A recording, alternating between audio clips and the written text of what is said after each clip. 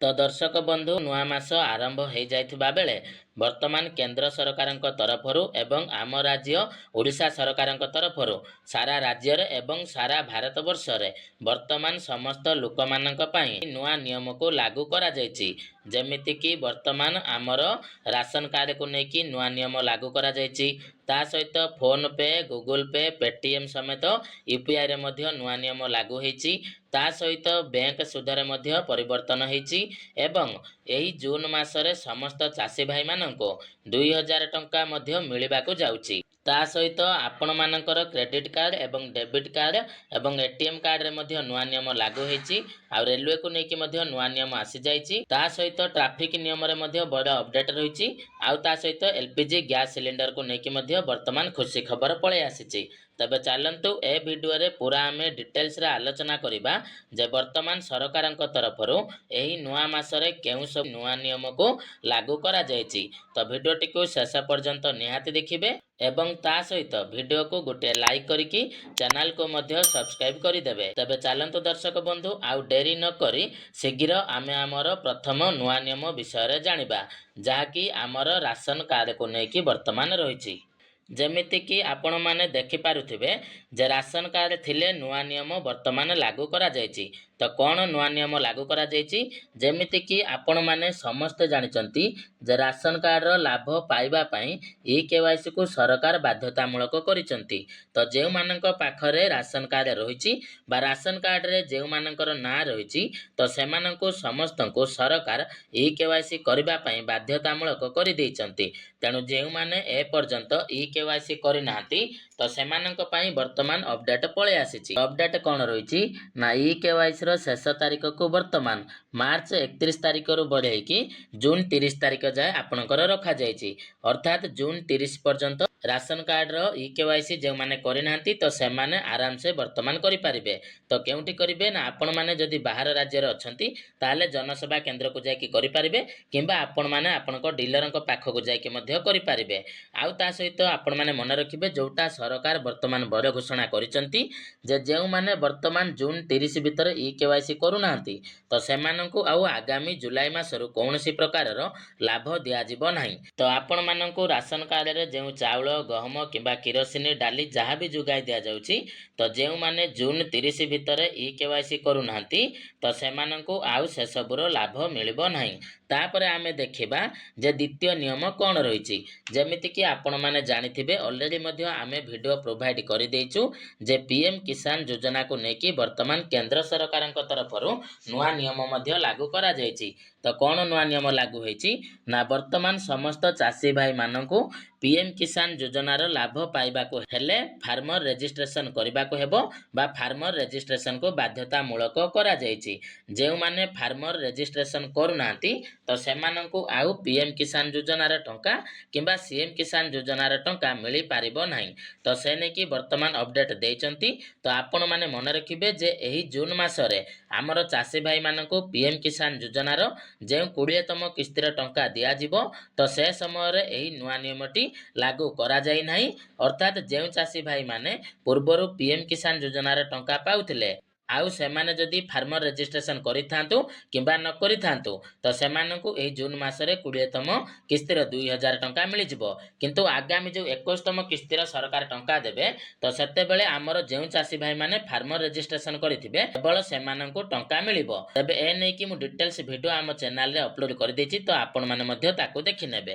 ତାପରେ ଚାଲନ୍ତୁ ଆମେ ଦେଖିବା ଯେ ଆମର ତୃତୀୟ ନିୟମ କ'ଣ ରହିଛି।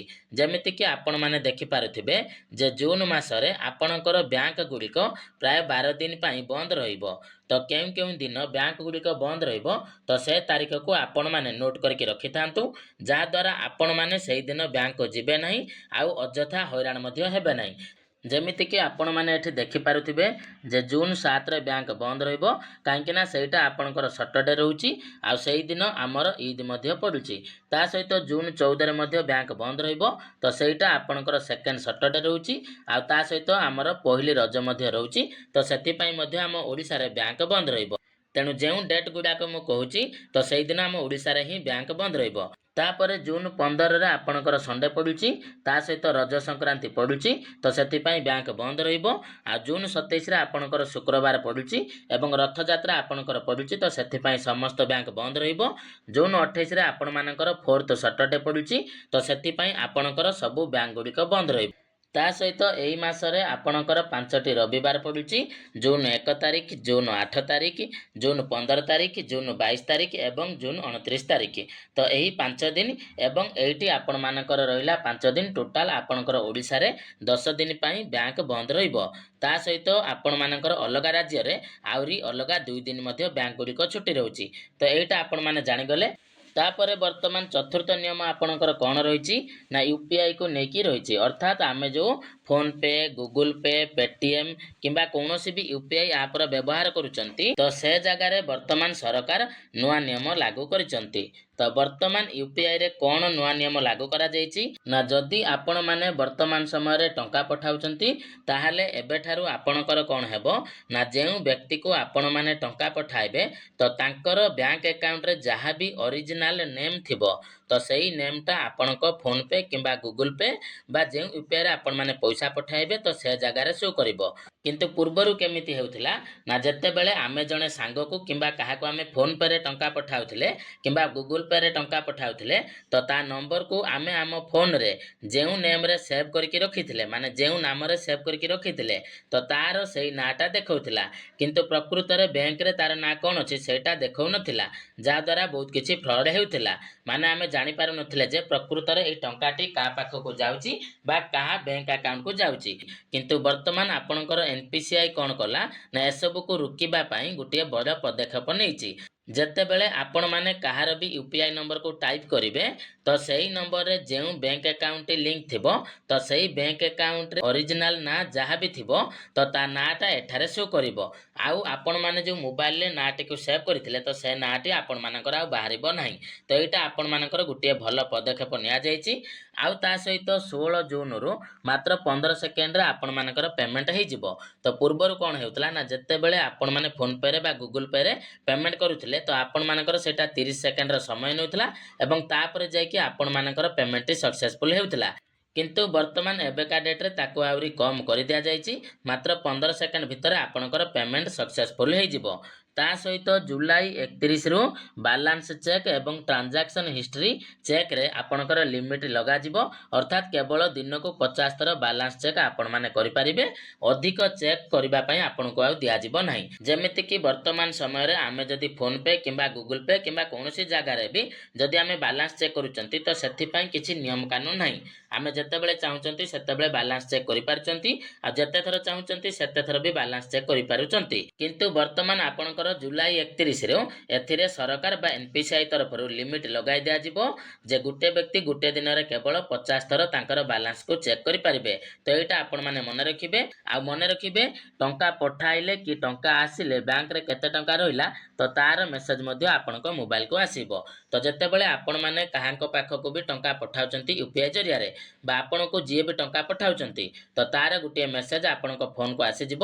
ଆଉ ସେଇ ମେସେଜ ଜରିଆରେ ଆପଣଙ୍କୁ କୁହାଯିବ ଯେ ବର୍ତ୍ତମାନ ଆପଣଙ୍କ ଆକାଉଣ୍ଟରେ ଏତିକି ଟଙ୍କା କ୍ରେଡିଟ୍ ହେଲା ବା ଏତିକି ଟଙ୍କା ଡେବିଟ୍ ହେଲା ଏବଂ ତା ସହିତ ଏଇ ଟଙ୍କାକୁ ମିଶେଇକି ଆପଣଙ୍କ ଆକାଉଣ୍ଟରେ ମୋଟାମୋଟି ଭାବରେ ଆଉ ଏତେ ଟଙ୍କା ରହିଲା। ତ ଏଭଳି ମେସେଜ ମଧ୍ୟ ଆପଣମାନଙ୍କୁ ଦିଆଯିବ। ତ ଏଇଟା ଆପଣମାନେ ବୁଝିଗଲେ। ଆଉ ତା ସହିତ 5 ନମ୍ବର ନିୟମ ଆପଣମାନଙ୍କର କ'ଣ ରହିଛି ନା ଅପରେସନ ସିନ୍ଦୁରକୁ ନେଇକି ରହିଛି। ଯେ ଆପଣମାନେ ଜାଣିଥିବେ ଯେ ଭାରତ ସରକାରଙ୍କ ତରଫରୁ ପାକିସ୍ତାନ ବିରୁଦ୍ଧରେ ଅପରେସନ ସିନ୍ଦୁର ଆମର କାର୍ଯ୍ୟକାରୀ କରାଯାଇଥିଲା, ଯାହାକି ବହୁତ ସକ୍ସେସଫୁଲ୍ ମଧ୍ୟ ଆମର ହେଲା।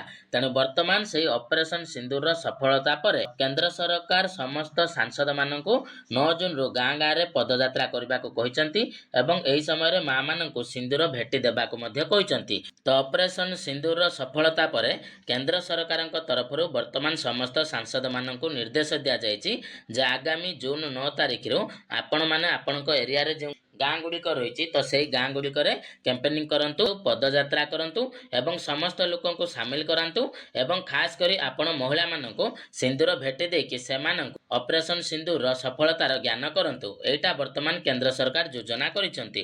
ତାପରେ ଯଦି ଆମେ ଦେଖିବା 6 ନମ୍ବରରେ ରେଲୱେରେ ମଧ୍ୟ ନୂଆ ନିୟମ ଲାଗୁ କରାଯାଇଛି। ତ କ'ଣ ନୂଆ ନିୟମ ଲାଗୁ କରାଯାଇଛି ନା 1 ଜୁନରୁ ରେଲୱେରେ 12ଟି ଟ୍ରେନରେ 33ଟି ବଗି ବଢ଼ିବାକୁ ଯାଉଛି। ତା ସହିତ କିଛି ଟ୍ରେନ୍ ବି କିଛି ଦିନ ପାଇଁ ବନ୍ଦ କରାଯାଇଛି। ତ ନିଶ୍ଚିତ ଭାବରେ ଯଦି ଜୁନ୍ ମାସରେ ଆପଣମାନେ ରେଲୱେରେ କିମ୍ବା ଟ୍ରେନରେ ଯଦି ବି ଯାତ୍ରା କରିବାକୁ ଯାଉଛନ୍ତି ତାହେଲେ ପ୍ରଥମେ ଆପଣମାନେ ଟାଇମ୍ ଟେବୁଲକୁ ଦେଖନ୍ତୁ, କାହିଁକି ନା କିଛି ଆପଣଙ୍କର ଟ୍ରେନ୍ ଗୁଡ଼ିକ ବନ୍ଦ ହେଇଯାଇଛି ଆଉ ତା ସହିତ ଆପଣଙ୍କର ବଗି ମଧ୍ୟ ବଢ଼ିଯାଇଛି। ତ ଏଇଟା ଆପଣମାନେ ଚେକ୍ କରନ୍ତୁ। ତାପରେ ଆପଣଙ୍କର 7 ନମ୍ବର ନିୟମ କ'ଣ ରହିଛି ନା ଆମର ଗ୍ୟାସ୍ ସିଲିଣ୍ଡରକୁ ନେଇକି ବର୍ତ୍ତମାନ ନୂଆ ନିୟମ ପଳେଇ ଆସିଛି। ତେଣୁ ଦେଖନ୍ତୁ, ଉଜ୍ଜ୍ୱଳା ଯୋଜନା ଅନ୍ତର୍ଗତରେ ଯେଉଁମାନଙ୍କ ପାଖରେ ଆପଣଙ୍କର ଏଲ୍ପିଜି ଗ୍ୟାସ୍ ସିଲିଣ୍ଡର ରହିଛି ତ ବର୍ତ୍ତମାନ ସମୟରେ ସେମାନଙ୍କ ଆକାଉଣ୍ଟରେ ସବସିଡି ଟଙ୍କା ଜମା ହେଇଯାଇଛି। ତ 300 ଟଙ୍କା ସବସିଡି ମିଳିବା ଆରମ୍ଭ ହେଇଯାଇଛି।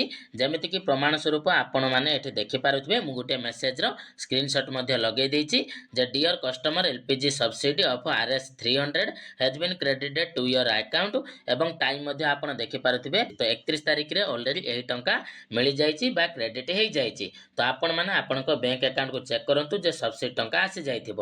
ତା ସହିତ ମନେ ରଖିବେ ଯେ ଜୁନ୍ 1ରୁ ଆପଣଙ୍କର ଗ୍ୟାସ୍ ରେଟ୍ରେ ମଧ୍ୟ ପରିବର୍ତ୍ତନ ହେବ। ତ ଗ୍ୟାସ୍ ରେଟ୍ ମଧ୍ୟ କମିପାରେ କିମ୍ବା ବଢ଼ିପାରେ। ତ ଯେତେବେଳେ କମିବ କିମ୍ବା ବଢ଼ିବ ତ ସେ ନେଇକି ମଧ୍ୟ ଆମ ଚ୍ୟାନେଲରେ ଭିଡ଼ିଓ ପଳେଇ ଆସିବ। ତାପରେ ଆପଣମାନେ ମଧ୍ୟ ଏଠାରେ ଦେଖିପାରୁଥିବେ ଯେ 8 ନମ୍ବର ନୂଆ ନିୟମଟି କ'ଣ ରହିଛି ନା ସମସ୍ତ ବ୍ୟାଙ୍କ ଗୁଡ଼ିକ ବର୍ତ୍ତମାନ ତାଙ୍କର FD ବା ଫିକ୍ସ ଡିପୋଜିଟ୍ର ସୁଧ ହାରରେ ପରିବର୍ତ୍ତନ କରିଛନ୍ତି। ତ ଦେଖନ୍ତୁ, ବର୍ତ୍ତମାନ ସମୟରେ ଆମର କ'ଣ ହେଇଛି ନା FD ରେଟ୍କୁ ବର୍ତ୍ତମାନ RBI ପରିବର୍ତ୍ତନ କରିଛି, ଯେଉଁଥିପାଇଁ ସମସ୍ତ ବ୍ୟାଙ୍କ ଗୁଡ଼ିକ ଆପଣଙ୍କର ଫିକ୍ସ ଡିପୋଜିଟ୍ରେ ଯେଉଁ ସୁଧ ଆପଣମାନଙ୍କୁ ଦେଉଛନ୍ତି ତ ସେହି ସୁଧ ହାରକୁ ବର୍ତ୍ତମାନ ସେମାନେ କମ୍ କରିଦେଇଛନ୍ତି। ତ ନିହାତି ଭାବରେ ବର୍ତ୍ତମାନ ଯେଉଁମାନେ FD କରୁଛନ୍ତି ତ ସେମାନଙ୍କ ଉପରେ ନିହାତି ଏହା ଟିକେ ପ୍ରଭାବ ପକାଇବ। କିନ୍ତୁ ମନେ ରଖିବେ, FDର ସୁଧ ହାର ସିନା କମିଯିବ କିନ୍ତୁ ଆପଣମାନେ ଯଦି ବି ବ୍ୟାଙ୍କର ଲୋନ୍ ଆଣୁଛନ୍ତି ତ ସେହି ଲୋନ୍ର ସୁଧ ହାର ମଧ୍ୟ କମିଯିବ। ତ ପୂର୍ବରୁ ଯଦି ଆପଣମାନେ କୌଣସି ବ୍ୟାଙ୍କରୁ କିଛି ଗୋଟେ ଲୋନ୍ ଆଣୁଥିଲେ ତ ସେ ଜାଗାରେ ଯଦି ଆପଣମାନେ 10%ର ଇଣ୍ଟରେଷ୍ଟ ଦେଉଥିଲେ ତାହେଲେ ବର୍ତ୍ତମାନ ସମୟରେ ଆପଣଙ୍କର ଆହୁରି କମ୍ ଇଣ୍ଟରେଷ୍ଟ ମଧ୍ୟ ଆପଣଙ୍କୁ ଦେବା ପାଇଁ ପଡ଼ିବ। ତ ନିହାତି ଭାବରେ ଏଇଟା ଗୋଟିଏ ଭଲ ନିୟମ ମଧ୍ୟ ରହିଛି ଯେଉଁମାନେ କି ବ୍ୟାଙ୍କରୁ ଲୋନ୍ ଆଣୁଛନ୍ତି। ଆଉ ତାପରେ 9 ନମ୍ବରରେ ଆପଣମାନଙ୍କର କ୍ରେଡିଟ୍ କାର୍ଡ଼ରେ ମଧ୍ୟ ନୂଆ ନିୟମ ଲାଗୁ କରାଯାଇଛି। ତ ଯେଉଁମାନଙ୍କ ପାଖରେ କ୍ରେଡିଟ୍ କାର୍ଡ଼ ରହିଛି ତ ସେମାନଙ୍କ ପାଇଁ ବର୍ତ୍ତମାନ ଏଇଟା ବହୁତ ଗୁରୁତ୍ୱପୂର୍ଣ୍ଣ ରହିଛି। କାହିଁକି ନା ଯେତେବେଳେ ଆପଣମାନେ ଆପଣଙ୍କ କ୍ରେଡିଟ୍ କାର୍ଡ଼ରୁ କୌଣସି ଗୋଟେ ଜାଗାରେ ଅଟୋ ପେ ଅନ୍ କରିକି ରଖିଛନ୍ତି ଆଉ ଯଦି କୌଣସି କାରଣବଶତଃ ଆପଣଙ୍କର ଅଟୋ ପେଟି ଫେଲ୍ ହେଇଯାଉଛି ତାହେଲେ ସେ ଜାଗାରେ ଆପଣଙ୍କୁ ଫାଇନ୍ ଲାଗିବ।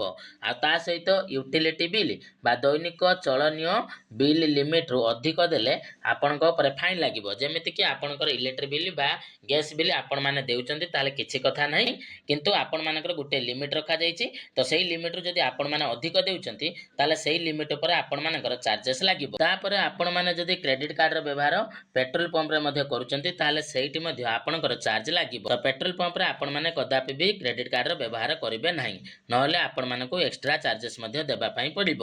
ଆଉ କରେନ୍ସି କନଭରସେସନ୍ କଲେ ମଧ୍ୟ ଚାର୍ଜ ଲାଗିବ। ଯେମିତିକି ଆମ ଇଣ୍ଡିଆନ୍ ରୁପିସ୍ର ସିମ୍ବଲ ହେଉଛି INR। ତ INRରୁ ଯଦି ଆପଣମାନେ ମନେ କରନ୍ତୁ ଯଦି USDକୁ କନଭର୍ଟ କରୁଛନ୍ତି ମାନେ ଡଲାରକୁ କନଭର୍ଟ କରୁଛନ୍ତି ତାହେଲେ ସେ ଜାଗାରେ ମଧ୍ୟ ଆପଣଙ୍କର ଏକ୍ସଟ୍ରା ଚାର୍ଜେସ୍ ଲାଗିବ। ତାପରେ ଆମେ ଦେଖିବା ଯେ 10 ନମ୍ବରରେ ଆପଣଙ୍କର କ'ଣ ନୂଆ ନିୟମ ଆସିଛି ନା ସ୍ମାର୍ଟ ଇଲେକ୍ଟ୍ରିକ୍ ମିଟରକୁ ନେଇକି ବର୍ତ୍ତମାନ ଆପଣଙ୍କର ନୂଆ ନିୟମ ପଳେଇ ଆସିଛି। ତ ଆପଣମାନେ ଜାଣିଥିବେ ଯେ ବର୍ତ୍ତମାନ ସମୟରେ ସମସ୍ତ ବିଦ୍ୟୁତ୍ ଉପଭୋକ୍ତାଙ୍କ ଘରେ ସ୍ମାର୍ଟ ମିଟର ଲଗାଇବା ପାଇଁ ବାଧ୍ୟତାମୂଳକ କରିଦେଇଛନ୍ତି। ତ ପୁରୁଣା ମିଟର ଯଦି ଆପଣଙ୍କ ଘରେ ଲାଗିଥିବ ତ ସେଇ ପୁରୁଣା ମିଟରକୁ ବର୍ତ୍ତମାନ ସମୟରେ ଚେଞ୍ଜ କରାଯାଉଛି ଏବଂ ସରକାରଙ୍କ ତରଫରୁ ଆପଣମାନଙ୍କୁ ସମ୍ପୂର୍ଣ୍ଣ ମାଗଣାରେ ସ୍ମାର୍ଟ ମିଟର ଲଗେଇକି ଦିଆଯାଉଛି। ତ ସେଇ ସ୍ମାର୍ଟ ମିଟରରେ ଆପଣଙ୍କର କ'ଣ ନୂଆ ନିୟମ ଲାଗୁ ହେଇଛି ନା ଯଦି ଆପଣଙ୍କ ସ୍ମାର୍ଟ ମିଟରରେ 200 ଟଙ୍କାରୁ କମ୍ ବାଲାନ୍ସ ରହିବ ତାହେଲେ ଆପଣଙ୍କର ଫାଇନ୍ ଲାଗିବାକୁ ଯାଉଛି। ତ ଏଇଟା ଆପଣମାନେ ମନେ ରଖିବେ। ଆଉ ତା ସହିତ ବର୍ତ୍ତମାନ ସାଇବର କ୍ରାଇମକୁ ନେଇକି ମଧ୍ୟ ନୂଆ ନିୟମ ଲାଗୁ ହେଇଛି। ତ କ'ଣ ନୂଆ ନିୟମ ଲାଗୁ ହେଇଛି ନା ସାଇବର ଅପରାଧର ତୁରନ୍ତ ସମାଧାନ ପାଇଁ ସରକାର E0 FIRର ବ୍ୟବସ୍ଥା କରିଛନ୍ତି। ତ ବର୍ତ୍ତମାନ ସମୟରେ ଆମର ସାଇବର କ୍ରାଇମ୍ ହେଉଛି। ତ ସାଇବର କ୍ରାଇମ୍ କହିଲେ କ'ଣ ନା ଡିଜିଟାଲ ଠକେଇ, ମାନେ ଆମର କୌଣସି କାରଣବଶତଃ ମୋବାଇଲ ହ୍ୟାକ୍ ହେଇଯାଉଛି ବା ଆମର ଆକାଉଣ୍ଟ ହ୍ୟାକ୍ ହେଇଯାଉଛି ବା ଆମ ଆକାଉଣ୍ଟରୁ କିଏ ପଇସା ନେଇଯାଉଛି, ତ ଆମେ ତାକୁ କହୁଛନ୍ତି ଅନଲାଇନ୍ ହ୍ୟାକିଂ ବା ଡିଜିଟାଲ ହ୍ୟାକିଂ ବା ସାଇବର କ୍ରାଇମ୍। ତ ଯଦି କୌଣସି ପ୍ରକାରର ସାଇବର କ୍ରାଇମ୍ ହେଉଛି ତାହେଲେ ବର୍ତ୍ତମାନ ଆପଣମାନଙ୍କର ତାର ସମାଧାନ ପାଇଁ ସରକାର ଆପଣମାନଙ୍କ ପାଇଁ E0 FIR ବ୍ୟବସ୍ଥା କରିଛନ୍ତି।